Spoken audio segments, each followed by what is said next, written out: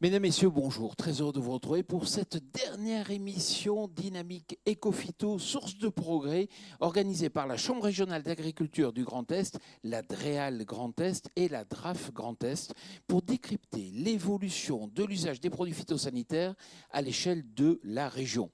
Alors, aujourd'hui, nous allons voir comment changer les systèmes d'exploitation pour diminuer les phytos et comment partager ensemble le risque.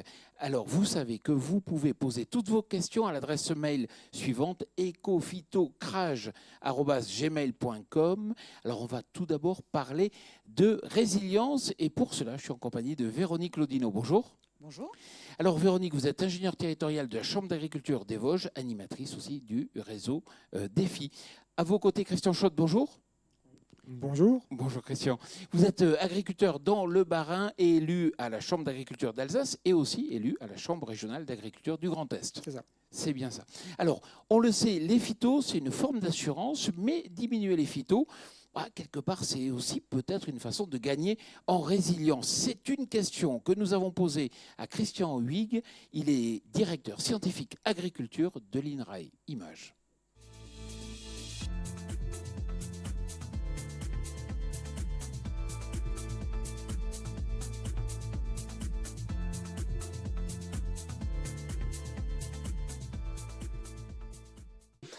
Christian Huyghe, est-ce que quelque part diminuer les produits phytosanitaires, c'est pas améliorer la résilience d'une exploitation?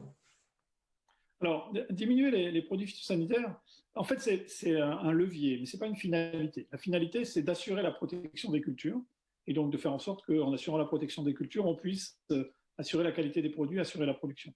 Les phytosanitaires se sont imposés progressivement dans le paysage comme étant un intrant qui contribue à ça, un intrant très peu cher et donc très efficace. Avec, mais on le découvre aujourd'hui, beaucoup d'inconvénients par ailleurs. À la fois l'impact sur l'environnement, l'impact potentiellement sur la santé humaine et la santé des milieux, et puis aussi le fait que ça a conduit progressivement à simplifier les systèmes et ça les a amenés progressivement, les systèmes agricoles, dans des formes d'impasse. Bon. Et donc la question, elle est comment on réfléchit la sortie de cette question-là. En fait, il faut, quand on réduit la couverture des produits sanitaires, tout en utilisant tout ce que l'on fait au mieux en termes de levier de protection des cultures, on est exposé à un peu plus d'aléas biologiques, comme il y a un peu plus d'aléas, comme il y a des aléas climatiques entre années, parce qu'il y a des années plus humides, plus chaudes ou plus arrosées. Et donc, on a des variations interannuelles qui seront potentiellement plus grandes en absence ou en réduction de la couverture chimique et en utilisant l'ensemble des autres leviers. Et donc, il faut qu'on arrive à réfléchir d'une part à quantifier ce qu'est cette variation interannuelle. Et donc, en même temps qu'on a la moyenne de la production et donc de la performance économique des exploitations, on a aussi une variance là-dessus. Et donc, plus les systèmes seront robustes, plus la variance sera faible. Ça, c'est le premier point.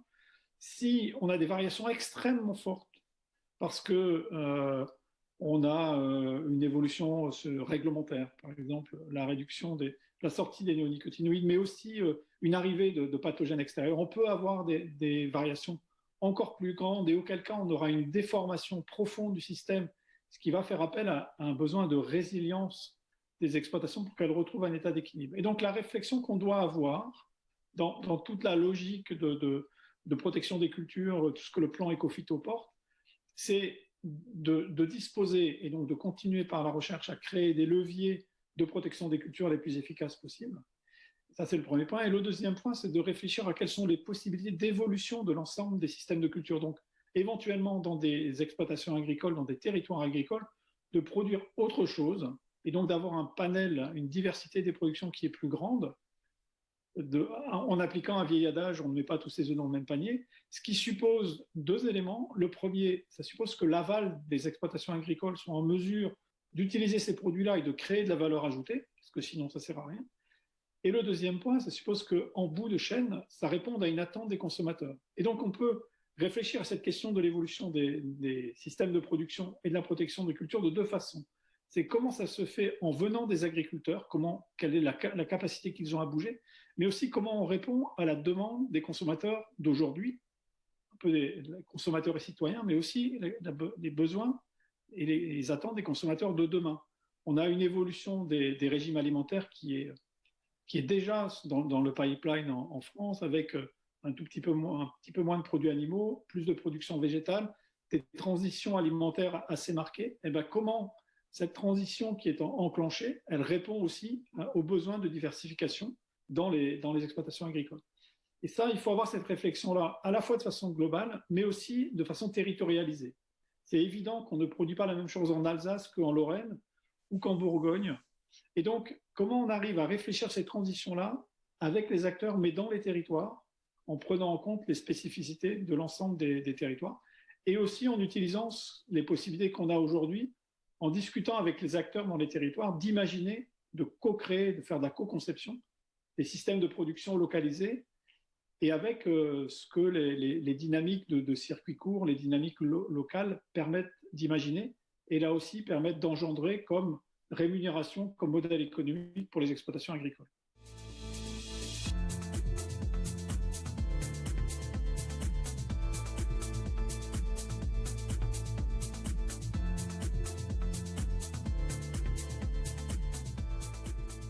Christian Schott, je rappelle que vous êtes agriculteur dans le Bas-Rhin. Est-ce que vous pouvez tout d'abord nous présenter votre exploitation ?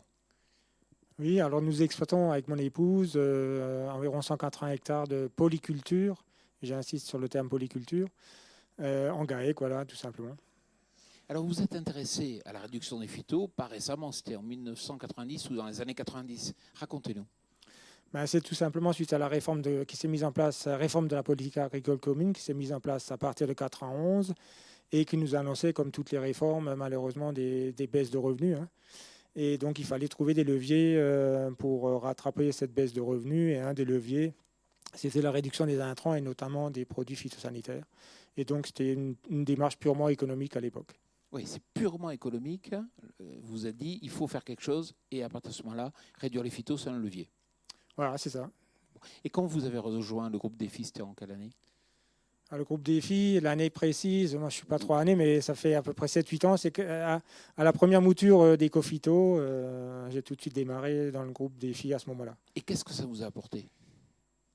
Alors, ça m'a principalement apporté le fait d'échanger avec des collègues qui avaient le même état d'esprit ou les mêmes envies que ce que j'avais fait depuis 91.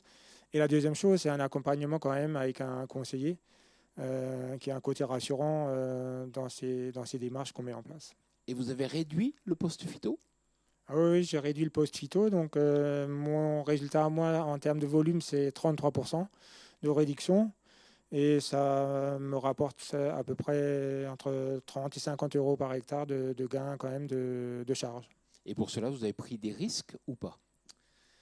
On prend forcément des risques parce que c'est ce qui était expliqué dans le message juste avant. Mettre des phytos, c'est l'assurance tout risque sécurité. On ne se pose pas de questions, on sort ses phytos et on sait qu'on a du bon résultat. Ne pas en mettre de temps en temps, ça induit une réponse d'un ravageur ou de la nature qui nous fait perdre un peu d'argent des fois. Oui. Et au final, quand on pèse le pour et le contre, vous avez l'impression d'être gagnant ou pas ? Sur le long terme, on est gagnant parce qu'il y a quand même plus de situations où on gagne quelque chose que de situations où on perd. Et je dirais même que quand j'ai perdu, c'est là que j'ai gagné le plus pour les années d'après parce que c'est de ce qu'on a perdu qu'on tire plus de leçons que de ce qu'on gagne. Voilà. Alors, vous savez qu'il y a différents leviers. La reconception, vous l'avez mis en œuvre, vous, sur votre exploitation ? Alors là, on y est depuis 4 ans maintenant, voilà, où on a décidé de rallonger les rotations et de notamment introduire des cultures protéagineuses dans nos rotations. Quoi comme culture ? Soja, pois de printemps, févrole. On a diversifié aussi un peu les céréales en remettant de l'avoine notamment et de l'orge. Et vous faites des couverts végétaux quand vous parlez févrole, c'est en couvert ou c'est en culture principale ? Alors c'est les deux. Pour les couverts, on cherche encore parce que j'ai des problèmes avec les réglementations qui se télescopent des fois. Donc c'est un des risques aussi. Parce que mettre moins de phyto, ça veut dire aussi plus de travail du sol. Si on veut travailler le sol, on ne peut pas avoir de couvert en place. Donc je cherche encore le bon moment pour implanter mes couverts. Après quand même un bon travail du sol en été pour faire du désherbage mécanique tout simplement. Donc on fait des couverts, mais le bon itinéraire, je ne l'ai pas encore tout à fait trouvé. Et avec 30% de réduction, vous considérez que vous êtes au maximum ou c'est le début d'une histoire qui débute? Non, je veux dire, ce qui est passionnant là-dedans, c'est qu'une fois qu'on a commencé, on a envie, on a envie d'aller plus loin. Et donc, l'objectif à terme, j'ai un jeune qui va suivre, hein, c'est le zéro phyto. Alors, je ne sais pas si on arrivera, hein, mais c'est un de nos objectifs, en tout cas, qu'on voudrait à terme. Alors vous avez parlé des matériels. Le problème, c'est qu'ils ont un coût élevé, justement, ces alternatives. Oui, alors il y a un double coût, c'est-à-dire que c'est de la mécanisation, donc du matériel qui coûte en soi relativement cher. Et le deuxième coût, c'est aussi le temps de travail, parce que ça oblige à passer plus d'heures dans nos champs. Donc il y a un double coût effectivement à ça. Et on espère beaucoup être aidé pour les années à venir pour aller plus vite et plus loin. Véronique Lodino, donc intéressant le témoignage de Christian. On voit la motivation économique et puis il a du recul aujourd'hui puisqu'il a démarré tôt. Est-ce qu'on est toujours dans ce cas-là? Est-ce qu'il y a des agriculteurs d'ailleurs, s'ils n'évoluent pas, ils prennent un risque justement? C'est l'inverse. Oui, alors on parle souvent du risque à changer et rarement du risque à ne pas changer. Et aujourd'hui, dans un contexte qui change, je pense que l'agriculture doit s'adapter, mais elle s'est toujours adaptée depuis la naissance de l'agriculture. On a vu des systèmes qui allaient droit dans le mur, notamment les colzas Bléorge de Lorraine, des plateaux à cailloux, très basés sur la chimie. Comme l'expliquait Christian Huyghe, hein, on a spécialisé ce type de système et on savait qu'à un moment ça allait craquer, et ça a craqué. Ils ont été confrontés à des problèmes de résistance, d'adventice, de mauvaises herbes, donc sans parler des aléas climatiques des dernières années pour le colza. Et de toute façon, ces systèmes changent d'eux-mêmes. On voit aujourd'hui qu'ils disparaissent petit à petit. Donc aujourd'hui, il y a aussi des disparitions de matières actives, donc beaucoup moins de solutions chimiques efficaces. Donc on ne peut plus attendre ce que la chimie nous a apporté sur les dernières années, enfin les dernières décennies, et revenir au principe de la lutte intégrée pour éviter que le problème n'arrive. Je pense que c'est de plus en plus indispensable. Donc le contexte change, le marché change, le climat change, la réglementation, la PAC, et avec tout ça, c'est forcément risqué de ne pas changer. C'est ça. Comme tout évolue, il faut évoluer forcément en même temps. Bon, Christian Schott, merci beaucoup. On va voir tout au long de cet après-midi, de cette émission, donc justement différents témoignages. Et puis on va retrouver Xavier Arnoux. Il est agriculteur à Nant-le-Grand, donc dans la Meuse. Il est élu à la Chambre d'agriculture de la Meuse et aussi à la Chambre régionale d'agriculture du Grand Est.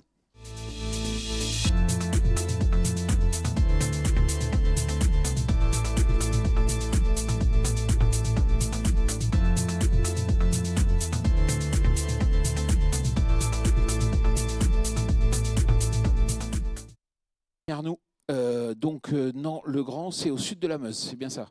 C'est bien Je ça, ne fais oui. pas d'erreur, c'est là où vous êtes exploitant agricole. Justement, est-ce que vous pouvez nous présenter un peu votre exploitation? Pas de souci. Donc bonjour. Donc je suis associé avec mon père, ma mère et on a un salarié sur l'exploitation, une exploitation en polyculture de 470 hectares. Donc dans le sud meusien, sur des plateaux argilo-calcaires. Je vais appuyer sur le très très superficiel parce qu'on est sur des plateaux rocheux. On a la roche par moment qui sort de terre et si elle sort pas de terre, elle est pas très loin sous terre. Et effectivement, donc on fait partie d'un groupe Défi Ecophyto depuis 2011. Animé par la Chambre d'agriculture de la Meuse. Voilà. Alors, quel a été le point de départ de votre démarche, justement, pour la réduction? Alors, à l'époque, mon père était président du GVA de la Vallée de l'Assaut, donc un groupe de vulgarisation agricole, qui travaillait, donc c'est une trentaine d'agriculteurs du sud meusien qui travaillaient sur les techniques agronomiques. Et en soi, c'était dans la continuité des travaux qu'on faisait avec le GVA de la Vallée de l'Assaut. Et en plus de ça, mon père était convaincu, on y est toujours d'ailleurs convaincu, je dis mon père parce que je n'étais pas encore installé, je me suis installé en 2012, était convaincu que le tout chimique ne fonctionnerait plus et n'irait plus, parce qu'on se retrouvait avec des problèmes de résistance qui s'accentuaient, et en plus de ça, on avait une réglementation qui avait tendance à nous supprimer des matières actives qui fonctionnaient, et force est de constater qu'il avait raison, parce que c'est exactement ce qui s'est passé. Alors beaucoup de personnes nous ont dit oui mais attention, vous tendez le bâton pour vous faire battre. Non, bien au contraire, j'ai plus l'impression ça a permis vis-à-vis de la réglementation de montrer ce qui était possible d'être fait et ce qui n'était pas possible d'être fait, et du coup de guider, j'ai envie de dire, les orientations politiques, parce que des fois on peut dire qu'elles ne sont pas en adéquation avec le terrain.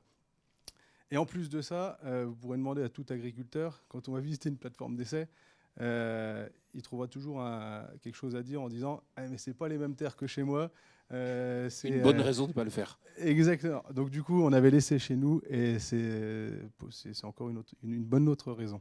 Est-ce que vous pouvez me rappeler un peu les différentes étapes? Alors au début, étant donné qu'on n'avait pas forcément trop travaillé sur la réduction des IF, enfin, de l'utilisation des produits phytosanitaires, il y a eu une grosse réduction dans les premières années, essentiellement chez nous sur les produits hors herbicides. C'est lié au contexte pédoclimatique. Néanmoins, on a quand même baissé les herbicides et on a travaillé pour les faire réduire sur le désherbage mécanique, qu'on utilise beaucoup moins maintenant, quoique on réfléchit à réinvestir dans une bineuse. Maintenant, on est plus, je veux dire qu'on a atteint un plancher bas qu'on pourrait réduire, mais on aurait une trop grosse prise de risque. Et j'ai même envie de dire que ce n'est plus une prise de risque parce qu'on sait qu'économiquement, on le payerait. Et dans la situation avec les armes qu'on a à l'heure actuelle, on ne peut pas descendre plus bas sans prendre de risques. On essaye pour autant, avec la Chambre, en partenariat avec la Chambre, des essais zéro phyto. Les résultats ont prouvé, c'est probant. Par contre, économiquement, ce n'est pas viable parce qu'il n'y a pas de marché et il n'y a pas de valorisation de cette technique zéro phyto. Voilà. Alors vous savez que dans la démarche, il y a la première étape qui consiste justement à rechercher plus d'efficacité sur les traitements. Là, vous pensez qu'il y a de la marge de manœuvre ou pas? Effectivement, nous, on est parti de l'idée, quand on baisse l'utilisation des produits phytosanitaires, le peu de fois qu'on va l'utiliser, on a intérêt à être très efficace. Si on n'est pas efficace, malheureusement, on va être obligé de refaire une deuxième application et du coup, on ne baissera pas nos produits. C'est pour ça que nous, on s'est énormément formé sur la technicité d'application des produits. Et j'ai même envie de dire, on a essayé d'intervenir dans les situations optimum. Et quand on prend toutes les conditions optimum, eh ben, les fenêtres, elles se réduisent. Et nous, on a décidé d'investir dans un deuxième pulvérisateur, histoire d'avoir de la réactivité. Alors, effectivement, j'espère qu'il y aura encore un peu plus d'évolution sur l'efficacité des traitements. Et autre chose que l'on fait nous aussi, c'est si traitement est nécessaire, mais qu'on sait que l'efficacité sera nulle, on ne va pas traiter. Je pense que c'est la base que tout le monde devrait avoir économiquement et puis même en termes environnementaux. Voilà. Investir dans un second pulvérisateur pour justement être capable d'intervenir dans ces fenêtres plus étroites, c'est un coût quand même. C'est un coût, effectivement. Bon, après, on les utilise moins souvent, sachant qu'il y en a deux. Ça s'amortit sur plus longtemps, mais je pense que ça vaut le coup. Alors, vous avez parlé de risques tout à l'heure, justement. Comment faire pour limiter, ou comment vous avez fait, vous, pour limiter les risques? Alors, ça passe par plusieurs critères. En premier lieu, on a quand même la base de la réduction des produits phytosanitaires passe par l'allongement de la rotation et du coup la diversification des cultures. Alors, j'ai envie de dire, quand on passe d'un système colza-blé-orge, si on se trompe sur une culture, on se trompe sur un tiers du chiffre d'affaires. Quand on a plusieurs cultures, de 6 à 10 cultures, effectivement, je ne dis pas qu'on peut se planter. On limite. Mais on limite. Voilà. Après, pour limiter les risques, il faut limiter d'être exposé aux risques. Alors, ça passe effectivement par l'allongement de les rotations, la diversification des rotations, des cultures, le fait qu'une culture revienne moins souvent dans une rotation, on limite le développement de certaines maladies, par exemple. Et du coup, on limite l'exposition aux risques. Donc, ça nous permet de pouvoir faire des impasses et du coup, de prendre moins de risques. D'autre part, on utilise, plusieurs exemples, mais on utilise des variétés plutôt rustiques. Mon père a tendance à dire qu'une Formule 1, on la conduit pas sur une piste, on la conduit sur une piste et on ne la conduit pas sur des routes communales. Nous, on a décidé de faire un peu pareil avec nos variétés. On utilise des variétés qui ont un potentiel peut-être plus faible, mais qui est correspondant au potentiel de nos terres et qui a une rusticité plus importante en termes de résistance à certaines maladies, par exemple. D'autre part, je pense que pour limiter le risque, il faut aller observer dans les champs. Je pense que c'est la base. Ça nous permet de ne pas prendre de risque quand on va faire une impasse. J'entends par là que si on fait une impasse et on ne sait pas ce qui se passe dans nos champs, peut-être que c'est bien, mais peut-être que c'est pas bien. Alors que quand on va dans l'observation et qu'on dit ça c'est bon, je ne prends pas de risque de le faire, je vais faire l'impasse. Donc ça passe par l'observation. D'autre part, on a décidé de partir en groupe dans cette démarche. Ça permet d'une part d'être rassuré. Quand on prend des décisions d'impasse sur de la recherche, par exemple, c'est plus simple de la faire quand tout le monde du groupe acquiesce le choix, plutôt que si on se retrouvait tout seul à se dire bon, j'y vais, mais j'ai seulement mon avis. Et d'autre part, pour ne pas prendre de risques, quand il y a besoin d'un traitement et que les conditions sont rassemblées pour le faire, on va traiter. On ne prend pas le risque de ne pas le faire. Alors, vous avez parlé donc des espèces végétales et vous pensez qu'il y a des interactions positives entre les espèces, le choix des espèces? Alors, j'y crois totalement. Je vais prendre un exemple tout simple. On utilise du mélange variétal dans les blés. Et dernières années, on avait fait des essais avec 4 variétés de blé qui avaient été semées l'une à côté de l'autre en variété pure. Et juste au bout, on avait le mélange de ces 4 variétés ensemble dans un essai. Et si je me souviens bien, c'était la variété Alésie qui avait développé de la rouille, alors que dans le mélange, la rouille ne s'était pas développée. Alors effectivement, il y a une interaction. Je n'ai pas la compétence de vous expliquer pourquoi, mais il y en a une. Alors ça, pour moi, c'est des interactions directes.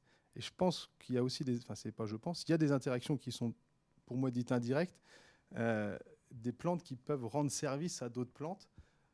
Prenons l'exemple d'une variété qui s'appelle le S. alicia dans les colzas.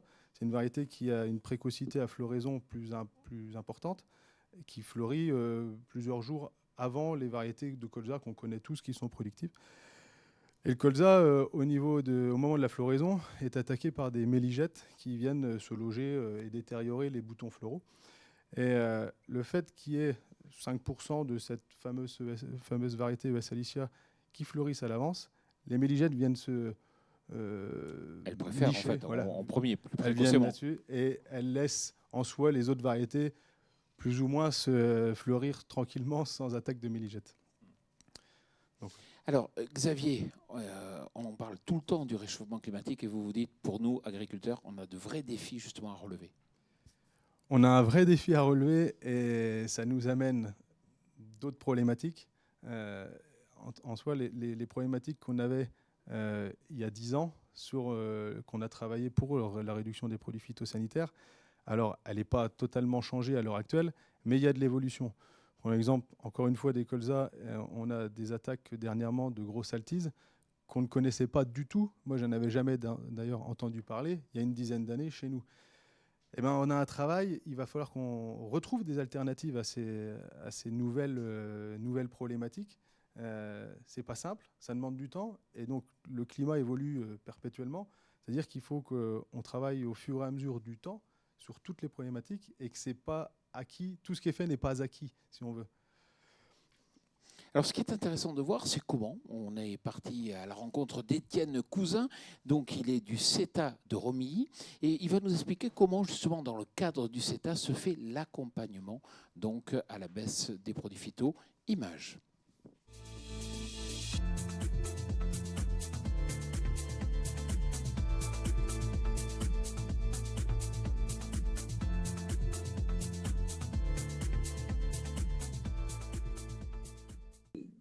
Donc, je fais partie du groupe Défi Phyto, une démarche qui a été engagée par notre CETA et notre ingénieur Florent.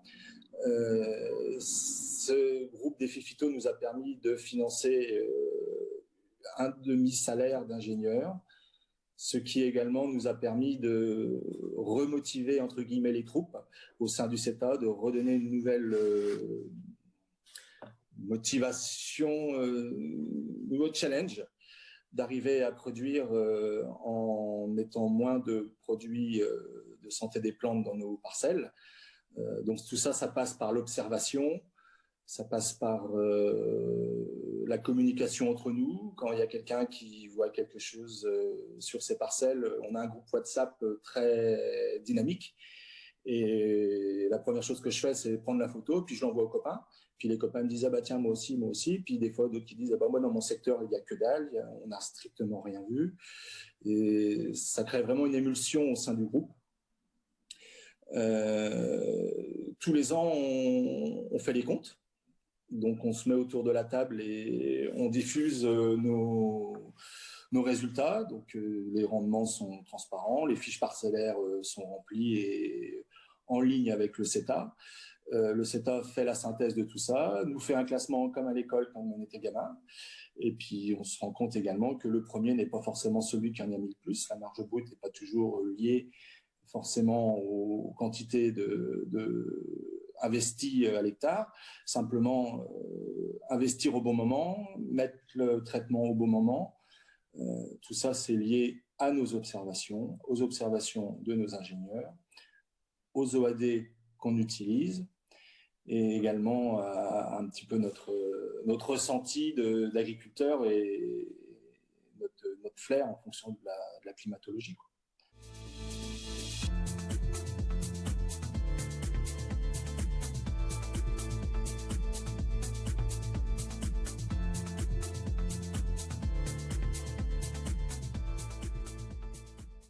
Véronique, on le voit à la fois dans le témoignage de Xavier, dans celui d'Étienne aussi, il y a une véritable dynamique de groupe, ça permet de confronter, de se rassurer aussi. Vous vous dites très clairement, l'erreur serait de partir seul et peut-être trop vite. Ouais, d'aller trop vite, trop loin et tout seul. Une réduction de phyto, ça se réfléchit. Il y a des leviers qui sont très vite actionnables, où là, il n'y a pas de risque. Mieux observer, mais ça demande de la formation. Mieux observer, mieux raisonner, changer une variété. Et puis, il y a des choses qui sont un peu plus profondes et qui demandent de l'apprentissage. Et là, on voit bien qu'il y a une force du collectif. Chacun expérimente, partage ses résultats, et surtout ses erreurs. Donc, on avance plus de ses erreurs, comme disait Christian. Et du coup, ce partage d'expérience, pour moi, il est indispensable, quitte à aller moins vite et moins loin. On ne demande pas non plus le zéro phyto pour l'instant, mais je pense que la trajectoire, elle peut être douce. Et vous dites, il faut bien réfléchir sur le plan économique, il faut anticiper. Alors oui, il faut anticiper. Quand on est sur des changements profonds de système, on est dans l'incertitude, mais comme dans tout changement profond. Et je pense que prendre le temps, c'est important de prendre le temps de réfléchir, de se poser, de faire des hypothèses, d'être accompagné par des conseillers techniques, économiques, par d'autres agriculteurs dans des groupes de co-conception, comme on appelle ça, et puis d'évaluer ce qui pourrait arriver en fonction des hypothèses de prix, de rendement, au niveau économique global, mais aussi au niveau organisationnel, aussi au niveau temps de travail, parce que tout ça, c'est à prendre en compte. Et c'est un peu comme une audit d'installation ou de conversion qui sont faits lors de changements de système. Xavier, pour les agriculteurs qui nous écoutent et qui hésitent peut-être encore à y aller, très clairement, vous avez envie de leur dire quoi? Déjà, la première chose, comme tout projet, il faut avoir envie d'y aller, il faut être motivé par ce challenge, parce que c'est un challenge. Et ce qui a été bien énoncé dans le petit reportage juste avant, c'est il faut y aller en groupe. Moi, je pense qu'il faut obligatoirement y aller en groupe. Ça permet, quand on est tout seul dans son coin, on ne se remet pas forcément en question facilement. Le fait d'être en groupe, on voit ce qui se passe chez les autres. On se dit, ah oui, peut-être que ça j'avais pas pensé. Non, je pense que le groupe, c'est formidable. En plus, c'est une expérience quand même conviviale, j'ai envie de dire. Avec toutes les technologies maintenant qu'on a, on parlait de WhatsApp tout à l'heure, ça permet d'échanger très facilement et de se sentir rassuré aussi sur certaines décisions. Non, voilà, moi je pense que c'est surtout le groupe qui est très important dans ces démarches. Bon, Xavier Arnoux, merci beaucoup. Alors, on va accueillir dans un instant Didier Petit. Didier Petit, les responsables du pôle entreprise à la Chambre d'agriculture de la Haute-Marne. Mais juste avant, on va aller voir un témoignage assez particulier. C'est celui d'Alfred Klinghammer de la Chambre régionale d'agriculture du Grand Est qui nous montre que la dimension psychologique doit être prise en compte justement quand il y a prise de risque image.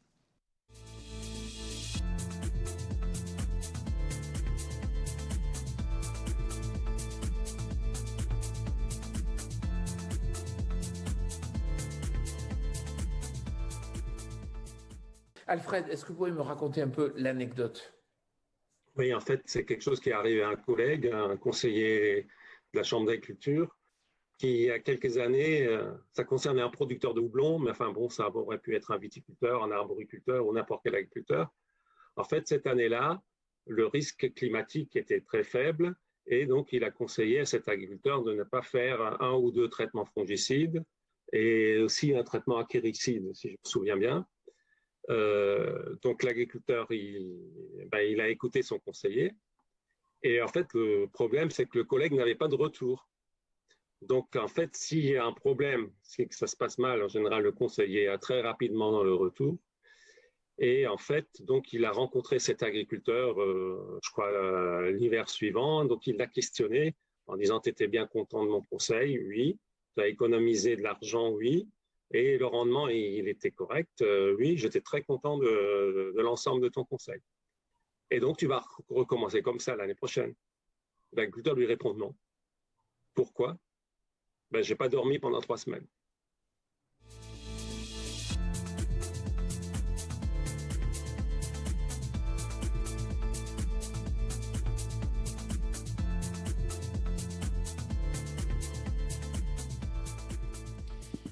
Alors pour cette troisième partie, on va s'intéresser à la prise de risque. Didier Petit, bonjour. Bonjour. Alors pourquoi un agriculteur, concrètement, décide de s'inscrire dans une logique d'agroécologie?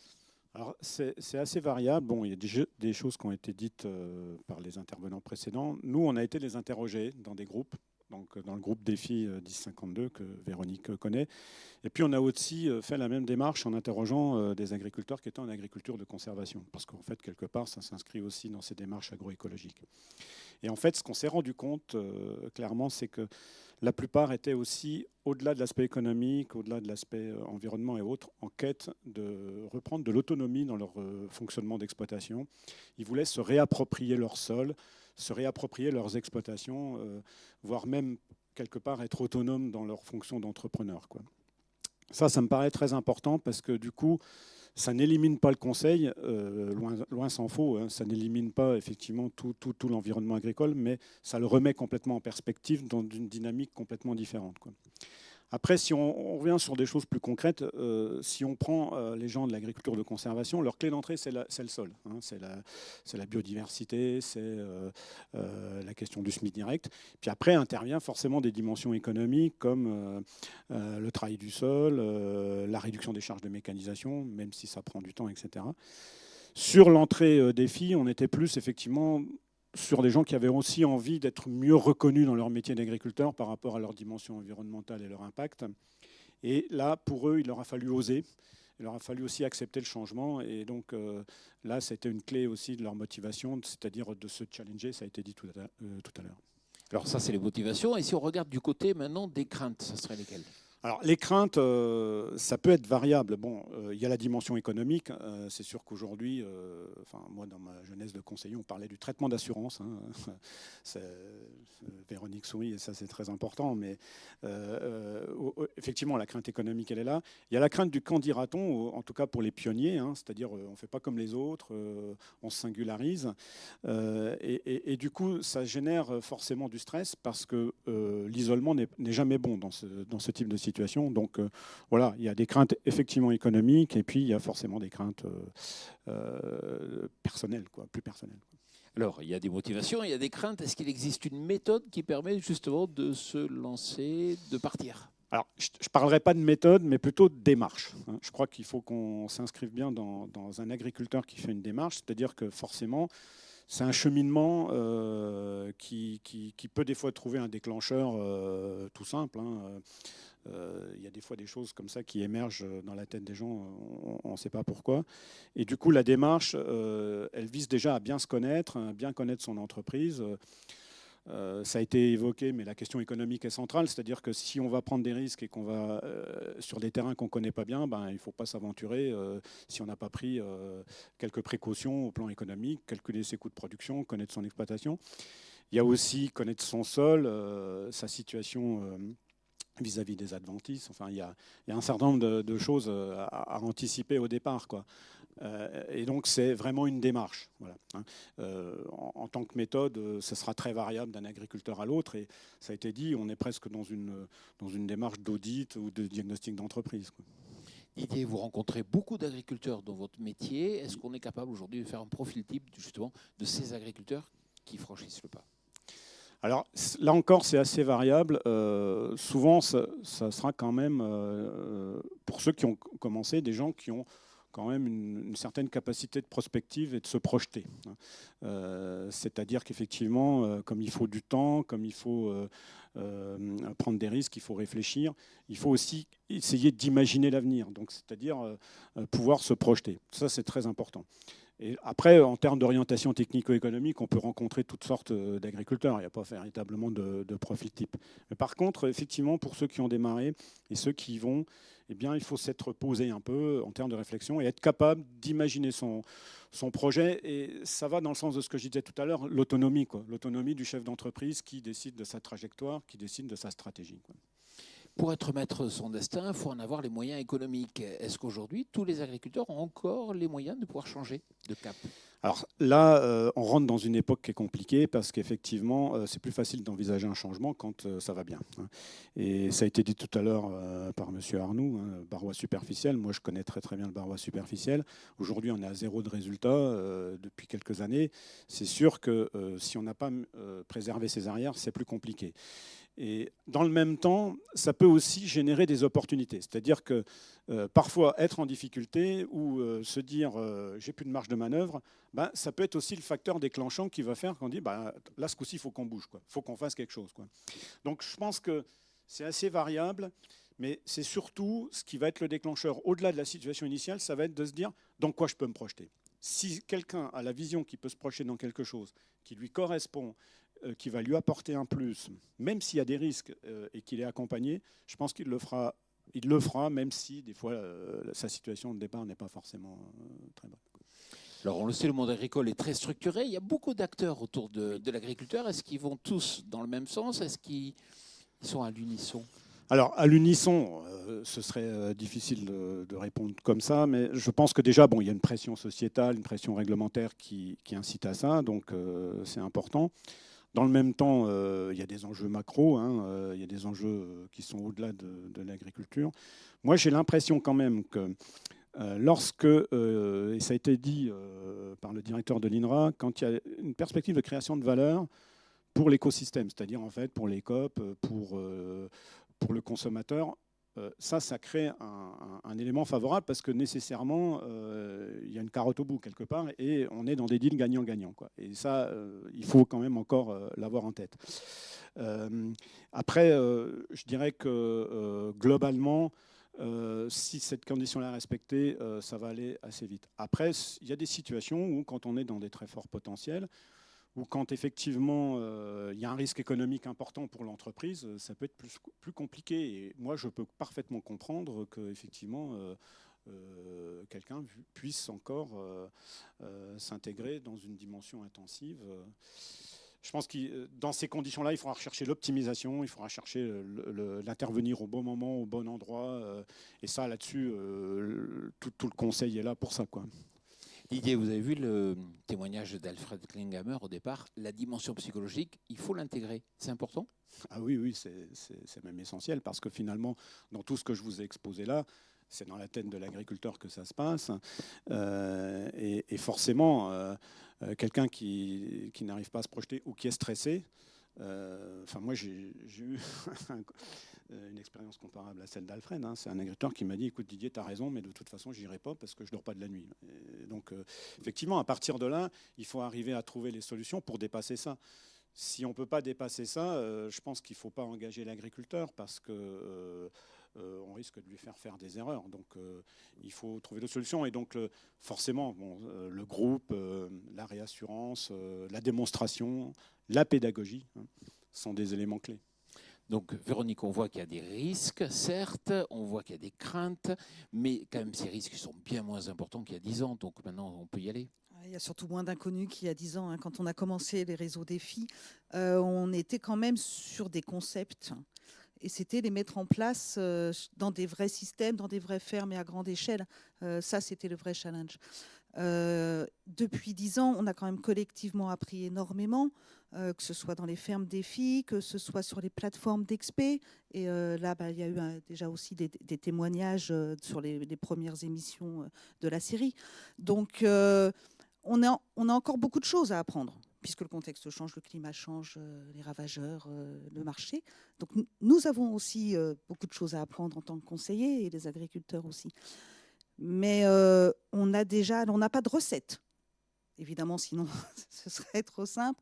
Il n'y a pas de recette, mais il y a plein de solutions possibles pour que chez chacun, on trouve quelque chose qui permette de réduire les phytos, un petit peu ou beaucoup. Alors c'est vrai que le maître mot, c'est diversité, on le voit, il n'y a pas de recette. Est-ce que le risque, justement, il est comparable d'une exploitation à l'autre ou il est très divers?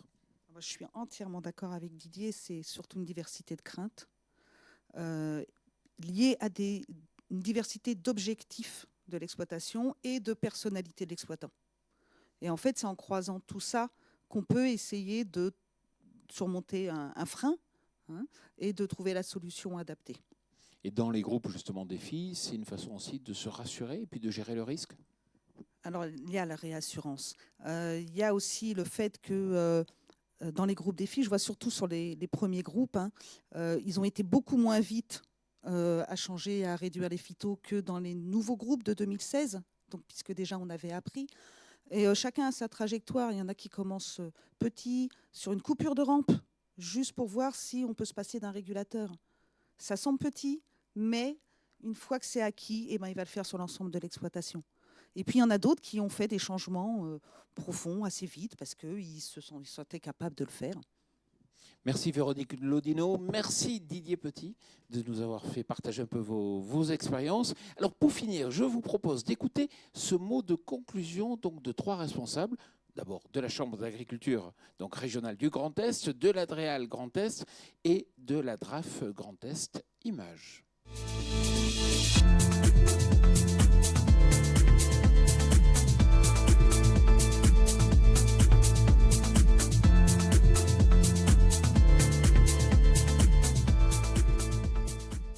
Mesdames, Messieurs, bonjour. Très heureux de vous retrouver pour la conclusion de ces émissions Dynamique Éco-Phyto, source de progrès. Alors, je vais vous présenter nos invités. Hélène de Bernardi, bonjour. Bonjour Jean-Paul Hébrard. Vous êtes directrice adjointe de la Direction régionale de l'alimentation, de l'agriculture et de la forêt du Grand Est. Jean-Philippe Tortorotto, bonjour. Bonjour. Vous êtes directeur adjoint de la Direction régionale de l'environnement, de l'aménagement et du logement du Grand Est. Laurent Rouillet, bonjour. Bonjour Jean-Paul. Vous êtes président de la commission environnement de la Chambre régionale d'agriculture du Grand Est. Hélène de Bernardi, on le voit bien aujourd'hui, il y a des attentes fortes de la part des citoyens pour la réduction des produits phytosanitaires. Oui, les attentes sont fortes et elles s'expriment d'ailleurs depuis plusieurs années, je dirais même depuis le début des années 90, c'est là qu'elles se sont exprimées de manière forte. Les 2 enjeux principaux sont vraiment des enjeux par rapport à la préservation de l'environnement et par rapport à la préservation de la santé. Alors, à la santé, bon, évidemment, on pense aux riverains, aux personnes proches des zones agricoles, et puis on pense également aux agriculteurs, aux utilisateurs des produits phytosanitaires. Ces attentes, elles se sont traduites en fait par la mise en place du plan Éco-Phyto, qui date de l'après-Grenelle de l'environnement, donc c'est les années 2008, et qui vise la réduction des produits phyto agricoles et non agricoles. Alors voilà, pour les agriculteurs, il y a également bien sûr des enjeux économiques à prendre en compte, puisque en fait, il y a aussi la recherche d'une moindre dépendance aux intrants qui entre en ligne de compte. Un risque aussi par rapport à la juste valorisation des produits, c'est-à-dire on prend en compte, on fait évoluer les pratiques agricoles, ça demande plus de temps, ça demande des pratiques différentes, et voilà comment ça se traduit dans les produits, dans la valorisation des produits agricoles. Et puis, actuellement, on parle de changement climatique. Je pense que ces enjeux-là viennent aussi interférer. Enfin, en tout cas, il faut prendre en compte l'ensemble des enjeux. L'adaptation au changement climatique en est un important. Et puis, on est dans la crise sanitaire Covid et celle-ci a vraiment mis en avant les enjeux alimentaires. Et du coup, on a vu une attente vraiment forte exprimée sur une alimentation saine, durable et locale. Et c'est une belle opportunité pour le coup pour les agriculteurs. Je voulais parler, on a des dispositifs qui s'appellent les projets alimentaires territoriaux qui peuvent être en fait une manière de relocaliser l'agriculture dans les territoires et mettre en place des démarches de filière et travailler notamment par rapport aux produits locaux. Jean-Philippe Tortorotto, il y a aussi un véritable enjeu pour la reconquête de la qualité de la ressource en eau. Alors, si on se réfère, par exemple, à l'utilisation humaine pour l'eau potable, il est assez évident aujourd'hui que plutôt que d'opérer des traitements qui seraient coûteux, il est préférable de viser une reconquête que j'appellerais durable de la qualité de la ressource en eau en réduisant cette contamination. D'autant plus qu'avec la rémanence des molécules, avec la rémanence des molécules issues des molécules initiales et l'apparition régulière de nouvelles molécules, l'option traitement sera forcément de plus en plus complexe.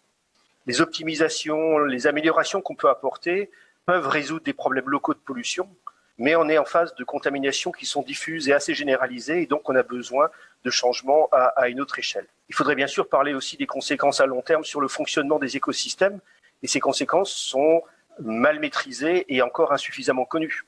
Mais elles sont aujourd'hui avérées. On a des conséquences sur les fonctionnalités des cours d'eau, qui perdent des capacités d'épuration naturelle, des capacités d'accueil de biodiversité, y compris par exemple des pertes des capacités d'accueil des espèces qui par ailleurs se nourrissent de ravageurs des cultures. Donc c'est un vrai enjeu aussi sur ce volet-là, d'autant plus que les effets cocktails liés au mélange de produits, de molécules, sont très difficiles à cerner. Laurent Rouillet, la réduction des phytos, c'est possible dès aujourd'hui? C'est possible et c'est éprouvé, puisque les derniers chiffres qui ont paru donc cette année montrent qu'on a eu une baisse significative d'utilisation des produits phytosanitaires depuis ces dernières années, et encore plus marquée donc cette année, à hauteur d'un peu plus d'1%. Donc on est dans cette démarche-là aujourd'hui au niveau des agriculteurs, des conseillers agricoles également, qui essayent de trouver des solutions alternatives à l'utilisation des produits phytosanitaires.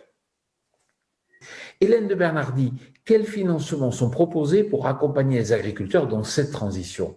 Alors, sur ces financements, je parlerai tout d'abord du deuxième pilier de la PAC, qui, en fait, depuis 1999, a des dispositifs qui permettent de prendre en compte et d'accompagner les agriculteurs qui veulent évoluer dans leurs pratiques. On va par exemple prendre en charge le changement de système. Alors c'est le cas le plus connu, c'est l'agriculture biologique, quand on veut se convertir en agriculture biologique. On peut aussi prendre en compte les évolutions de pratiques qui vont vers moins d'intrants, l'allongement des rotations par exemple. Et il y a aussi le financement des agroéquipements qui vont aller dans le sens d'une réduction d'utilisation des produits phyto. Je voulais aussi parler de l'enseignement agricole, puisqu'en fait, il y a un effort important qui a été mis également pour faire évoluer les référentiels de formation et puis aussi accompagner en fait les exploitations agricoles pédagogiques. Alors, chaque lycée agricole a une exploitation agricole pédagogique et le ministère accompagne ces exploitations agricoles dans leur évolution de pratique. On va aussi... je vais parler là, toujours dans le contexte de crise, du plan de relance. Alors là, on a vraiment réaffirmé la nécessité d'accélérer la transition agroécologique au service d'une alimentation saine, durable et locale pour tous les Français. Donc, il y a une création d'un crédit d'impôt pour la haute valeur environnementale qui a été actée. Le soutien aux filières agroécologiques, donc agriculture biologique et haute valeur environnementale, a lui aussi été renforcé. L'innovation, donc les agroéquipements, les mesures alternatives aux produits phytosanitaires, l'accompagnement aussi de la recherche, des évolutions qui sont possibles dans ces domaines. Puis je finirai sur les collectifs d'agriculteurs, puisqu'en fait, c'est vraiment le plan Ecophyto a vraiment été axé sur l'accompagnement de ces collectifs, partant du principe que c'est en groupe qu'on arrive à évoluer, qu'on peut échanger, et puis on est aussi accompagné puisqu'il y a des financements qui ont été mis pour des ingénieurs qui vont accompagner les groupes. Donc les groupes défis, les groupes 30 000, les groupes d'intérêt économique et écologique, les GI2E. Donc c'est vraiment une démarche qui perdure et je trouve, je ne peux qu'engager les agriculteurs qui sont là aujourd'hui, qui nous écoutent, à rejoindre ces collectifs pour pouvoir faire évoluer leurs pratiques de réduction des produits phytosanitaires. Jean-Philippe Tortorotto, on parle souvent d'écophyto comme source de contraintes, mais cela peut être aussi une source d'opportunité. Ça peut tout à fait être une source d'opportunité. On a évoqué déjà dans ces journées l'intérêt de l'agroécologie, avec notamment la préservation des auxiliaires de culture qui illustrent la possibilité de chercher des évolutions gagnant-gagnant à la réduction de l'utilisation des produits phytosanitaires. Plus largement, on a vu ces dernières années que l'agriculture est confrontée à de nombreuses difficultés et à des enjeux nouveaux ou croissants. Les aléas climatiques, les sécheresses, mais les hivers doux aussi, la relocalisation de production, les nouvelles demandes des citoyens, ça a été évoqué par Hélène de Bernardi, des nouvelles productions comme les filières énergétiques, et toutes ces évolutions de nature très différente confirment la nécessité d'améliorer la résilience des systèmes d'exploitation agricole. Pour répondre à ces questions, probablement, il va falloir revoir globalement les modèles de systèmes d'exploitation, les types de culture, les rotations, le travail du sol.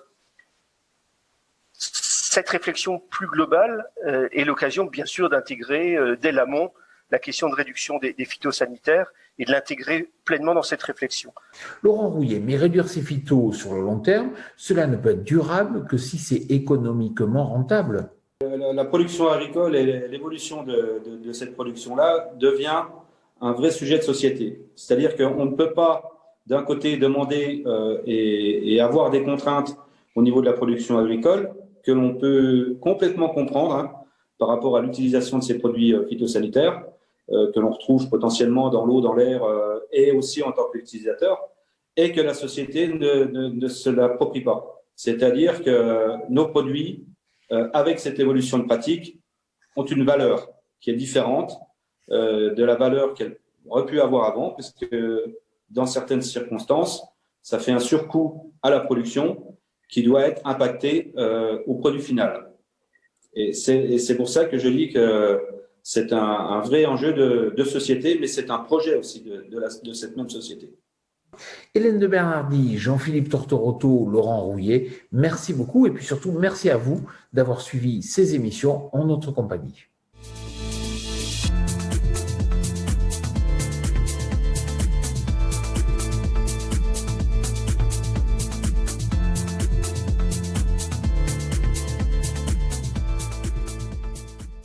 Merci d'avoir suivi cette émission. N'hésitez pas à poser toutes vos questions à l'adresse email suivante ecophytocrage@gmail.com. Nous y répondrons bien sûr. Et puis, il faut savoir que les 3 émissions sont disponibles donc sur notre chaîne YouTube, mais aussi sur le site de la Chambre régionale d'agriculture du Grand Est. À bientôt.